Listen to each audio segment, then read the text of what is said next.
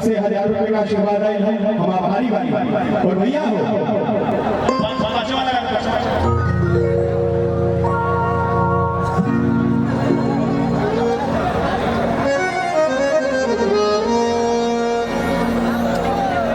कमलेश तिवारी जी, उपेंद्र तिवारी जी के भाई और आपके तरफ से 1000 रुपए का आशीर्वाद। एगो गाना हमारा YouTube चैनल पर, क्योंकि शादी विवाह का माहौल था और जब शादी विवाह का माहौल होला तो हर तरह का गीत गौने होला और ये मंगल गीत था।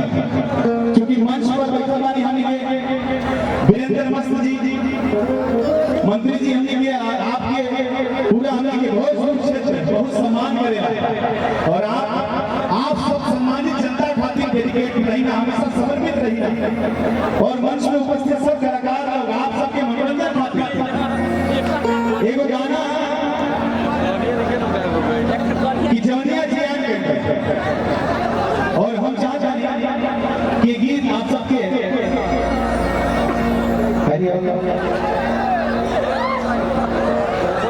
ए भैया भाई को कि हम भैया में रहुए भुला गए। हम चाहते हैं कि देखो कुछ हो के चाहिए होंगे, लेकिन मेहरारू क्योंकि मेहरारू के न हो क्योंकि देखो ना मेहरारू बोले ना कौन बात कर रही तो क्या नाम हो हीरा के सवा का जोरदार ताली बजा दो। मेरा नाम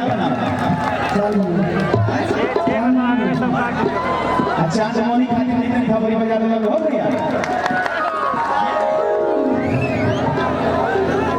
दीवान जी के बस बढ़िया ये